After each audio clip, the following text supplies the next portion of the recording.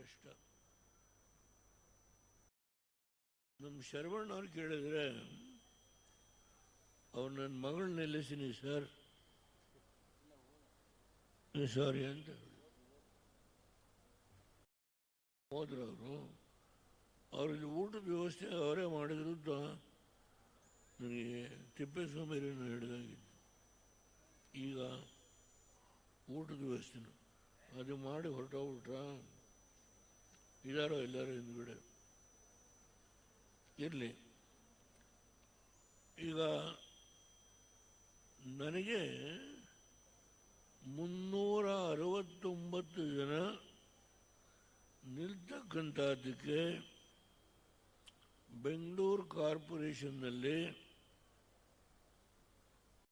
ಏನು ವಾರ್ಡ್ಗಳನ್ನು ವಿಂಗಡಣೆ ಮಾಡಿದ್ದಾರೋ ನಮ್ಮ ಪಕ್ಷ ಎಷ್ಟು ವಾರ್ಡ್ಗಳಲ್ಲಿ ನಿಲ್ಲೋ ಶಕ್ತಿ ಇದೆ, ಇದು ಮುಖ್ಯ. ಶೀಲಾ ಶೆಟ್ಟಿ ಅಧ್ಯಕ್ಷರು ಇರ್ಬೋದು, ರಶ್ಮಿ ರಾಜ್ಯ ಘಟಕದ ಅಧ್ಯಕ್ಷರು, ಇಲ್ಲ ಅವರ ಸಂಗಡಿಗರು ಬೇರೆ ಬೇರೆ ಇದ್ದಾರೆ.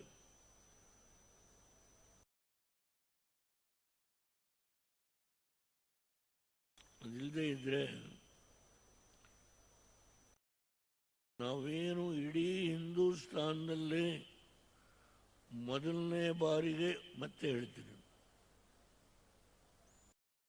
ಬರೀ ಜಿಲ್ಲಾ ಪಂಚಾಯತಿ, ತಾಲೂಕ್ ಪಂಚಾಯತಿ, ಗ್ರಾಮ ಪಂಚಾಯತಿ, ನಗರಸಭೆ, ನಗರ ಪಾಲಿಕೆಗಲ್ಲ,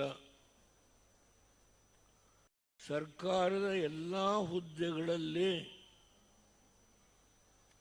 ಪೊಲೀಸ್ ಇಲಾಖೆ ಇರಬಹುದು, ಇಂಜಿನಿಯರಿಂಗ್ ಇಲಾಖೆ ಇರ್ಬೋದು, ಕಮರ್ಷಿಯಲ್ ಟ್ಯಾಕ್ಸ್ ಇರ್ಬೋದು, ಯಾವ ಇಲಾಖೆನಾರು ಇರಲಿ, ಪ್ರತಿಯೊಂದು ಇಲಾಖೆಯಲ್ಲಿ 33% ರಿಸರ್ವೇಷನ್ನ ಹೆಣ್ಣು ಮಕ್ಕಳಿಗೆ ಕೊಟ್ಟಿದ್ದು ಹಿಂದೂಸ್ತಾನದಲ್ಲಿ ಯಾವುದಾದ್ರೂ ರಾಜ್ಯ ಇದ್ದರೆ ಅದು ಕರ್ನಾಟಕ.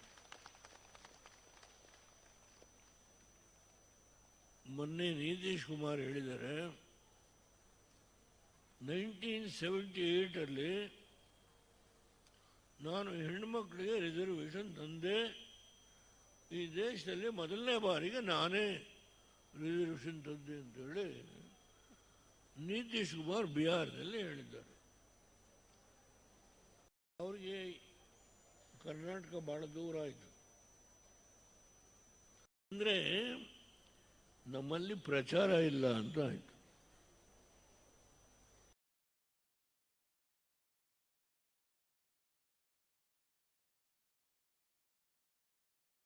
ಲೀಲಾವತಿ ಆರ್ ಪ್ರಸಾದನ್ನ ಮಂತ್ರಿ ಮಾಡಿದೆ, 2 ಜನ ಕ್ಯಾಬಿನೆಟ್ ಮಂತ್ರಿ ಮಾಡಿದೆ.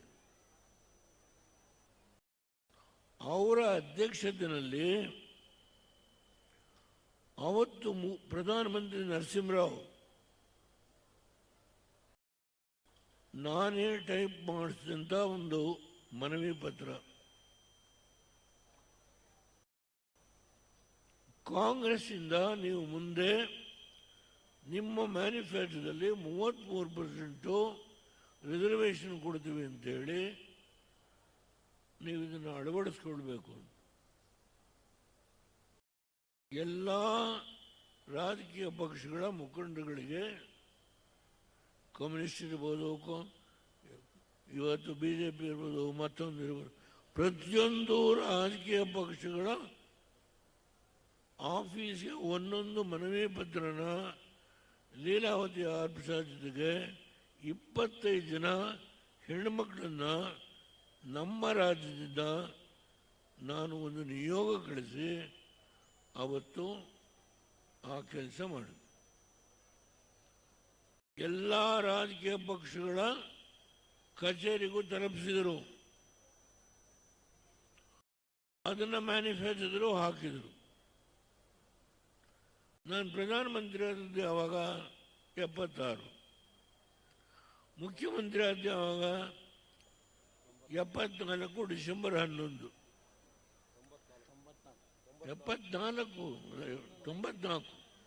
94 ಡಿಸೆಂಬರ್ 11. 95 ಈ ರಿಸರ್ವೇಷನ್ ತಂದ್ರು. 96 ಲೋಕಸಭೆಯಲ್ಲಿ ಹೆಣ್ಮಕ್ಳಿಗೆ ರಿಸರ್ವೇಷನ್ ಕೊಡಬೇಕು ಅಂತ ಹೇಳಿ ರಾಜ್ಯಾಂಗಕ್ಕೆ ತಿದ್ದುಪಡಿಯನ್ನು ನಾನು ಮಂಡನೆ ಮಾಡಿದೆ. ಸರ್ಕಾರ ಬಿದ್ದೋಯ್ತು. ಅದನ್ನು ಮೋದಿಯವರು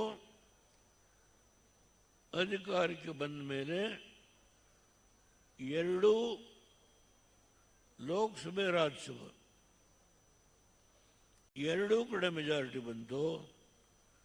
ಆದ್ದರಿಂದ ಈ 33% ರಿಸರ್ವೇಷನ್ ಕೊಡತಕ್ಕಂಥದ್ದಕ್ಕೆ ಹೋದ ಸಾರಿ ಎಲ್ಲ ಕಡೆ ಇವತ್ತು ಈ ಒಂದು ತೀರ್ಮಾನ ಆಗಿದೆ.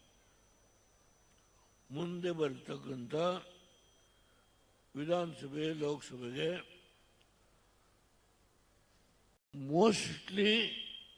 ಮೋಸ್ಟ್ಲಿ ಯಾಕೆ ಯೂಸ್ ಮಾಡಿದೆ ಅಂದರೆ ಡಿಲಿಮಿಟೇಷನ್ ಆಗಬೇಕು. ಇನ್ನು ಒಳ ಮೀಸಲಾತಿ, ಬ್ಯಾಕ್ವರ್ಡು, ಶೆಡ್ಯೂಲು, ಮತ್ತೊಂದು ಇದು ಬೀದಿ ಜಗಳ ಇದೆಲ್ಲಿ ನಿಲ್ಲುತ್ತೋ ಗೊತ್ತಿಲ್ಲ ನನಗೆ. ಇದೆಲ್ಲ ಸುಗಮವಾಗಿ ನಡೆದರೆ ಮುಂದಿನ ಸಾರಿ ಅಸೆಂಬ್ಲಿ ಮತ್ತು ಲೋಕಸಭೆಗೆ 33% ರಿಸರ್ವೇಷನ್ನು ಇಡೀ ಹಿಂದೂಸ್ತಾನದಲ್ಲೇ ಕೊಡ್ತಾರೆ. ರಶ್ಮಿ ಅವರೇ, ನೀವು ನಿಲ್ಲಬೇಕಾಗಿ ಬರ್ಬೋದು, ಅಂದರೆ ನಂಗೆ ಗೊತ್ತಿಲ್ಲ. ಆ ಕ್ಷೇತ್ರ ರಿಸರ್ವ್ ಆದರೂ ನೀವೇನು ಮಾಡ್ತೀರಿ? ನಿಮ್ಮ ಮನೆಯವರು ಒಪ್ಕೋಬೇಕಾಗುತ್ತೆ. ನಾನು ಸುಮ್ಮನೆ ಹೆಸರು ಹೇಳಿದೆ ಅಷ್ಟೇ. ಹಾಗೆ ಕರಿಯಮ್ಮನವರಂತೂ ಗ್ಯಾರಂಟಿ ಆಗಿದೆ, ಶಾರದಾ ಪೌರ ನಾಯಕರದ್ದು ಗ್ಯಾರಂಟಿ ಇದೆ, ಏನು ತೊಂದರೆ ಇಲ್ಲ. ನಾವು 33% ಹೇಳಿ 80 ಜನ ಹತ್ತತ್ರ ಅಸೆಂಬ್ಲಿಗೆ ನಿಲ್ಲಬೇಕು. ಇಲ್ಲ ಒಬ್ಬ ಕ್ಯಾಂಡಿಡೇಟು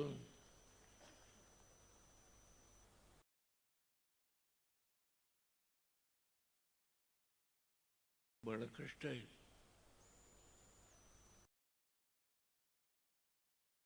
ಕಳೆದ 4-5 ತಿಂಗಳಿಂದ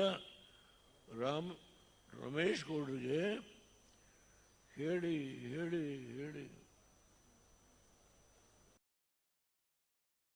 ಈಗ ರಶ್ಮಿಯವರು ಮತ್ತು ಶೈಲಾ ಅವ್ರ ಸಂಗಡಿಗರೆಲ್ಲ ಸೇರಿ ಈ ಕಾರ್ಯಕ್ರಮ ಮಾಡಿದ್ದಾರೆ. ಮೋದಿಯವರು ಹಲವಾರು ಕಾರ್ಯಕ್ರಮ ಜಾರಿಗೆ ತಂದಿದ್ದಾರೆ. ಎಂಥದೋ ನಾನು ಅದನ್ನೆಲ್ಲ ಹೇಳಲಿಕ್ಕೆ ಹೋಗಲ್ಲ. ತುಂಬ ಕಾರ್ಯಕ್ರಮ ನಾರಿ ಶಕ್ತಿ ಹೆಚ್ಚು ಮಾಡಲಿಕ್ಕೆ ಮೋದಿಯವರು ಭಾಳ ಉಜ್ವಲ ಯೋಜನಾ, ಸುಕನ್ಯಾ ಸಮೃದ್ಧಿ ಯೋಜನೆ,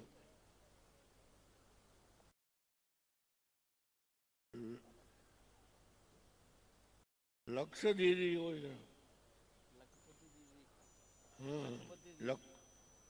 ಲಕ್ಷಪತಿ ದೀದಿ ಯೋಜನೆ, ಹೀಗೆ ತುಂಬ ಕಾರ್ಯಕ್ರಮ ತಂದಿದ್ದಾರೆ ಮೋದಿಯವರು. ನಾನು ಅಭಿನಂದಿಸ್ತೇನೆ. ನಾ ಏನು ಮಾಡಿದ್ದೆ ಅದಕ್ಕೆ ಅಂತಿಮ ಸ್ವರೂಪವನ್ನು ಮೋದಿಯವರೇ ಕೊಟ್ಟರು. ಅದಕ್ಕೂ ಅಭಿನಂದಿಸ್ತೇನೆ. ಈ ಏನು 33% ರಿಸರ್ವೇಷನ್ನು ಅಸೆಂಬ್ಲಿ ಮತ್ತು ಲೋಕಸಭೆಗೆ ನಿಲ್ತಕ್ಕಂಥದ್ದಕ್ಕೆ ನಾನು ಮೂವ್ ಮಾಡೋದ್ರಿಂದ ಒಂದು ಬಿಲ್ಲು ಬಿದ್ದು ಹೋಗಿತ್ತು, ಅದನ್ನು ಕೈಗೆತ್ಕೊಂಡೋದಕ್ಕೆ ಶಕ್ತಿ ಕೊಟ್ಟಿದ್ದಾರೆ. ಈ ಸಂದರ್ಭದಲ್ಲಿ ನಾನು ಅವ್ರಿಗೆ ಅಭಿನಂದಿಸ್ತೇನೆ. ಇಡೀ ರಾಷ್ಟ್ರದ 145 ಕೋಟಿ ಜನ. ಅವರ ಪರವಾಗಿ ನಾನು ಮೋದಿ ಅವರಿಗೆ ಅಭಿನಂದಿಸ್ತೀನಿ. ಇವತ್ತು ರಶ್ಮಿ, ಮತ್ತೊಮ್ಮೆ ನಿಮಗೆ, ಶೈಲಜಾ ಅವರಿಗೆ, ಶ್ವೇತಾ ಅವರು ಒಳ್ಳೆ ಭಾಷಣ ಮಾಡಿದ್ರಿ. ಸ್ವಲ್ಪ ಕೇಳಿಸ್ತಾ ಇತ್ತು, ಕಿವಿ ಪೂರ್ತಿ ಕೇಳಿಸ್ತಿದ್ರು. ಚೆನ್ನಾಗಿ ಮಾತಾಡಿದ್ರಿ, ತುಂಬ ಸಂತೋಷ. ನಿಮಗೆ ಈ ಕಾರ್ಯಕ್ರಮಕ್ಕೆ ಬೆಂಬಲ ಕೊಟ್ಟಂಥ ಎಲ್ಲ ಮುಖಂಡರುಗಳು, ಕಾರ್ಯಕರ್ತರುಗಳು, ವಿಶ್ವ ಮಹಿಳಾ ದಿನಾಚರಣೆ ಇಷ್ಟೊಂದು ಸೊಗಸಾಗಿ ಆಗಲಿಕ್ಕೆ ಸಹಾಯ ಮಾಡೋದಂತ ಎಲ್ಲರಿಗೂ ನಾನು ಅಭಿನಂದಿಸ್ತೇನೆ.